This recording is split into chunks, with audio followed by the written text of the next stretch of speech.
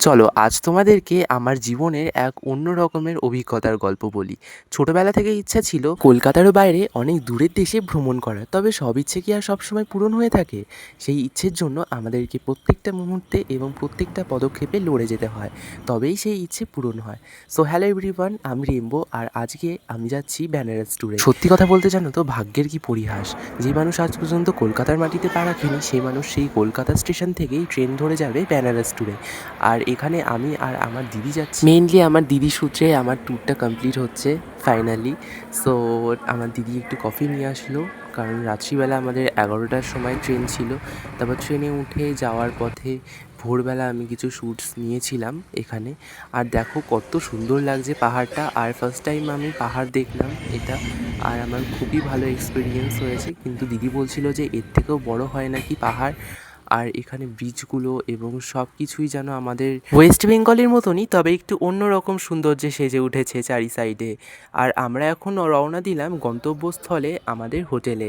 আর জানো তো, আমরা যখন বিএইচইউ ক্যাম্পাসের ভেতর দিয়ে যাচ্ছিলাম তখন দেখতে পেলাম খুব সুন্দর সুন্দর কলেজ হোস্টেলগুলো রয়েছে, আর সব জায়গায় এত পরিষ্কার পরিচ্ছন্ন, দেখে মুগ্ধ হয়ে গেলাম। তার সাথে সাথে তো বেনারসের আলাদাই সৌন্দর্য রয়েছে।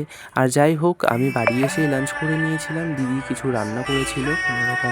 তারপর আমরা বিকেলের দিকে রেডি সেডি হয়ে একটুখানি ঘাটের দিকে ঘুরতে গেলাম, কারণ আমরা অনেকটাই স্ট্রাগল করে এসেছি। দিদি বললো চ ঘাটের কাছে গেলে পারে মন ফ্রেশ লাগবে, এবং অনেক ঠান্ডা ঠান্ডা হাওয়া দিচ্ছিল এই গরমের মধ্যেও ওইখানে। তবে দিনের বেলা কিন্তু খুবই প্রচণ্ড গরম ছিল ওখানে। আর দেখো, আমি এখানে মন্দিরের সামনে এসেছিলাম, এটা বিএইচইউ মেন ক্যাম্পাসের ভেতরের মন্দির। দারুণ লাগছিল কিন্তু মন্দিরে। এটাতে আমরা ফার্স্টে ঢুকেছিলাম বিশ্বনাথ মন্দিরে, আমরা শেষের দিনে গিয়েছিলাম, ভিডিও শেষের দিকে দেখতে পারবে। যারা এখনও ভাবছো যে বেনারসে ঘুরতে আসবে তারা অবশ্যই চলে এসো, তবে শীতের প্রথম দিকে বা শীতের শেষের দিকে আসলে পারে খুবই ভালো হয়।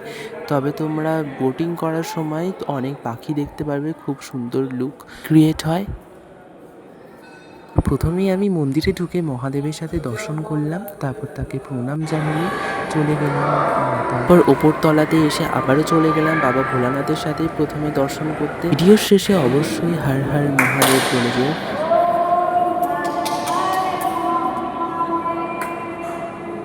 আর এরপরই আমি আবার লক্ষ্মী মাতাকে দর্শন করতে যাই, খুব সুন্দর মিষ্টি লাগছিল লক্ষ্মী মাতাকে। আর তারপর আবারও চলে যাই আমি রাম আর সীতাকে দর্শন করতে। এখানে সবাইকে দেখে মনে ছিল যেন কত জীবন্ত ঠাকুর বসে রয়েছে। আর মন্দিরটা এতটা পজিটিভ যে এখানে কোনো দুষ্কৃতি বা কোনো কিছুরই স্থান হয় না।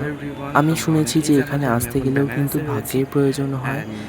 সো এখানে আমি খুব লাকি যে আমি এখানে আসতে পেরেছি। I am so lucky. So দেখো কতটা সুন্দর মন্দিরটা। আর এখানে কিন্তু প্রচুর লোকজন রয়েছে, তবে কেউ কিন্তু এখানে অসভ্যের মতো আমাদের ওয়েস্ট বেঙ্গলে যেমন সব জায়গায় ভিড় বলো, চারি সাইডে চিল্লামিল্লি হইচই, এখানে কিন্তু তেমন কিছুই নেই, খুব সুন্দর শান্ত নিরিবিলি। তাই বলে আমরা ওয়েস্ট বেঙ্গলে থেকে বদনাম তো করতে পারি না। তবে আমার মনে হয় যে ওয়েস্ট বেঙ্গলে এরকম চেঞ্জ আসা দরকার। সো এখন তো এসে গেছে, কারণ এখন চলে এসেছে আমাদের ওয়েস্ট বেঙ্গলে মোদিজি। তো আমি কোনো পার্টি হিসাবে কথা বলছি না, ওনার কাজগুলো আমার সত্যিই খুব ভালো লাগে, তার জন্য তাকে আমি সাপোর্ট করি। So thank you so much জানাই মোদিজিকে যে এত সুন্দর পরিবেশ দেওয়ার জন্য। এখানকার রাস্তায় জানো তো একটা নোংরা পর্যন্ত দেখতে পারবে না, আর ঘাটের ধারে তো নাই। আর আমাদের ওয়েস্ট বেঙ্গলে তো জানোই কেমন অবস্থা। আর এখানকার যে বিএইচইউ মেন ক্যাম্পাসের ভিতরে যে জঙ্গল বলো বা বাগান টাইপের থাকে ভেতরে, ওইখানেও পর্যন্ত তোমার সিকিউরিটি গার্ড রয়েছে এক একটা জায়গায়। সবটা গলির মোড়ে বা রাস্তার সাইডে সিকিউরিটি গার্ড বসা থাকে সবসময়। আর দেখো কতটা ভিউটা কতটা সুন্দর লাগছে। আর নেক্সট ডেতে আমরা রাত্রিবেলা অর্ডার দিয়েছিলাম কিছু জিনিস ব্লিঙ্কিট থেকে রাত্রিবেলা। হে গাইস, আমি এখন আর তার পরের দিনকে আবার আমি হেয়ার কালার করতে লেগে গেছি, কারণ আমি ভেবেছিলাম যে বাড়ি থেকে হেয়ার কালার করবো, তারপরে করা হয়নি। এটা কি কালার জানো দিদি? দিদি দিদি এটা কি কালার জানো? Burgundy colour. দেখা যাক কালার হয়। আর এখানে আমরা কালার করার সময় খুবই হাসি মজা করছিলাম। তারপর ছাদে গিয়ে একটুখানি শোকাতে আর জানো তো এখন বাজে প্রায় 11টা, আর এই টাইমের মধ্যে একদম ছাদ গরম হয়ে গেছে, আমার পায়ে প্রায় ঠোসকা পড়তে শুরু হয়ে গেছে। কারণ আমি এসেছিলাম বেনারসে ঘুরতে, তো হঠাৎ আমি একটা গাছ দেখতে পাই আমার ফেভারিট অন্যরকম টাইপের। তো চলো তোমাদেরকে সেটা দেখাই। এই যে সেই ফুল গাছ, যেটা একটু অন্যরকম টাইপের আমার লেগেছে। সো যাওয়ার সময় নিয়ে যাবো ভাবছি। এখানেও একটা নতুন গাছের কালেকশন পেয়েছি। তারপরে আবার রুমে এসে দিদি বসিয়ে দিল এই মটরশুঁটিগুলো ছাড়ানোর জন্য। পাঁপড় খেতে খেতে এই মটরশুঁটিগুলোকে ছাড়িয়ে দিচ্ছিলাম দিদিকে। হয়তো আজকে কোনো ফুলকপি দিয়ে মটরশুঁটি সামথিং কিছু একটা রান্না করবে হয়তো। আর এইগুলোকে আমার ছাড়ানো এখন ডান হয়ে গেছে। আর এখানে আলু আর ফুলকপিটাকে দিদি কেটে রেখেছিল, আর এইদিকে আমি মটরশুঁটিটা ছাড়িয়ে রেখে রান্না টান্না করে তারপরে আমরা বেরিয়েছিলাম ঘাটের দিকে আবার। আর এখানে আজকে আরতি হচ্ছিল সন্ধ্যের দিকে, তাই আরতি দেখছিলাম, খুব সুন্দর লাগছিল ভিউটা। আর এখানে জানো তো অনেক ধরনের আর্ট ওয়ার্ক বা তোমার বিভিন্ন ধরনের অ্যাস্থেটিক জিনিসের দোকান ছিল। ওটার শ্যুটটা আমি নিতে পারিনি, আর প্রত্যেকটা জিনিস খুব দারুণ লাগছিল। এত সুন্দর লাগছে ওপর থেকে। এই যে তোমাদের সাথে শেয়ার করেছি একটা ভিডিও। আর এখান দিয়ে যাওয়ার সময় বিভিন্ন ধরনের শিল্পীর আর্টওয়ার্কগুলো দেখতে দেখতে যাচ্ছিলাম। আর প্রত্যেকটা আর্টওয়ার্ক খুবই অ্যাস্থেটিক আর সুন্দর দেখতে ছিল। আর এখানে এসে আমার এতটা পজিটিভিটি লাগলো, বলার কথা না। এখানে কোনো নেগেটিভিটির জায়গাই নেই। তারপরে আমরা র্যাপিডোতে বুক করে আমাদের গন্তব্যস্থলে হোটেলে রওনা দিলাম। আর রাত্রিবেলার ভিউটা দারুণ লাগছিল, অন্যরকম টাইপের। আবার এখান থেকে আমরা বেরিয়ে এসেছিলাম আবার মন্দিরে একটুখানি কোল্ড কফি খেতে। আর এখানকার কোল্ড কফি জানো তো খুবই সুন্দর বানায়। তারপরে একটুখানি খেয়ে দিয়ে মন্দিরের ভেতরে আবারও ঠাকুর দর্শন করতে গেলাম। এখানে বসে থাকতেও কিন্তু খুব শান্তি লাগে। আর কিছু দাদা দিদিরা রয়েছে যারা খুব সুন্দর বাঁশি বাজায় একটা কোনায়, সেটাই আর কি উপভোগ করছিলাম, বাঁশি বাজায়। সো তোমাদেরকে একটুখানি মন্দিরের শ্যুটটা দেখায় কতটা সুন্দর লাগছে। কিন্তু সামনে থেকে যদি না এসে দেখো তাহলে কিছুই বুঝতে পারবে না তোমরা এখানে। আর তারপরই আমরা চলে গেলাম গোমাতার সাথে দেখা করতে। গোমাতার কাছে সবাই কিছু না কিছু আর কি চাইছিল। সো আমরাও চেয়েছিলাম গোমাতার কাছে আর কি আবেদন করছিলাম, কি চাইছিলাম সেটা নিয়ে। তারপর আমরা বাড়ির উদ্দেশ্যে রওনা দিলাম। সো এখানে আমাদের কি একটা বড় করে তিলক কেটে দিয়েছিল, যেহেতু মহাদেবের দর্শনে ওখানে গেছিলাম। সো তারপর আমরা আবারও দুপুরবেলা পরের দিনকে বেরিয়ে গেছিলাম একটু ঢংসং করতে করতেই রাস্তায়।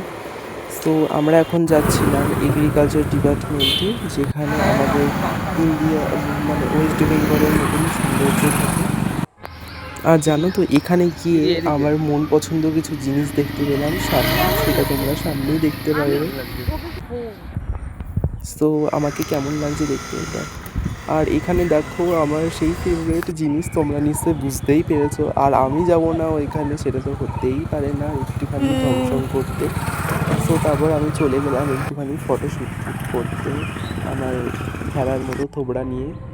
না, মজা করছিলাম গাইস, আমার থোবড়ার মতো আর আমি থোবড়া হতে পারি না কি, তোমরাই বলো। সো তারপর হচ্ছে করে ঘুরতেই মেন ক্যাম্পাসটা পুরোটা আজকে প্রায় ভিজিট করলাম বলতে গেলে। প্রত্যেকটা জায়গায় এত সুন্দর লাগছিল, দেখেই বুঝতে পারছো কতটা সুন্দর, একটু অন্যরকম আমাদের ওয়েস্ট বেঙ্গল থেকে, তবে খুবই দারুণ জায়গা। আর জানো তো এখান থেকে আমি ময়ূরের ডাক শুনতে পাই, তবে ময়ূর দেখার সৌভাগ্য আর হয়ে ওঠেনি।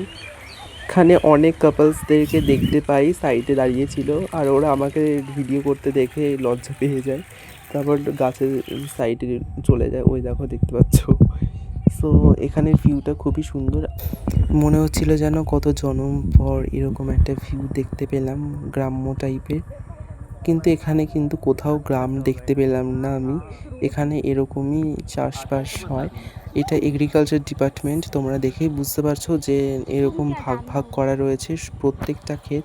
আমার কিন্তু এগ্রিকালচার সাবজেক্টটা খুবই ভালো লাগে, আমিও এখানে আসার চেষ্টা করব পুরোপুরি।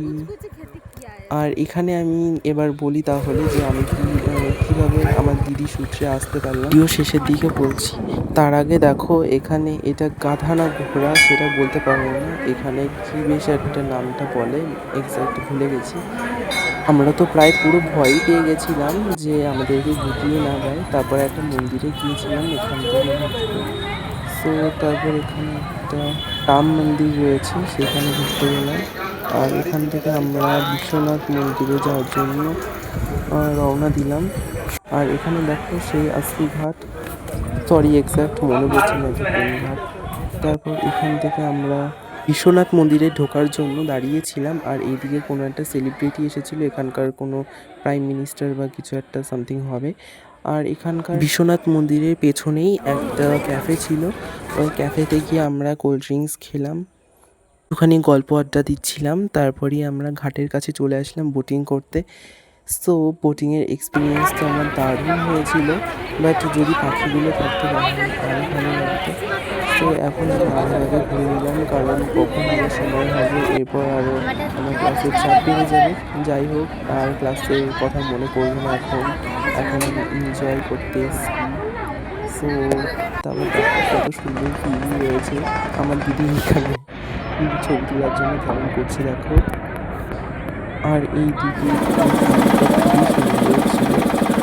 আর এখানে আমি কিছু জিনিস ফিল করছিলাম, যখন ট্রাকিং করছিলাম কিছু জিনিস মনে পড়ে গেল আমার, মনে হচ্ছে কি যেন আগের জন্মে এখানে ভাবছিলাম।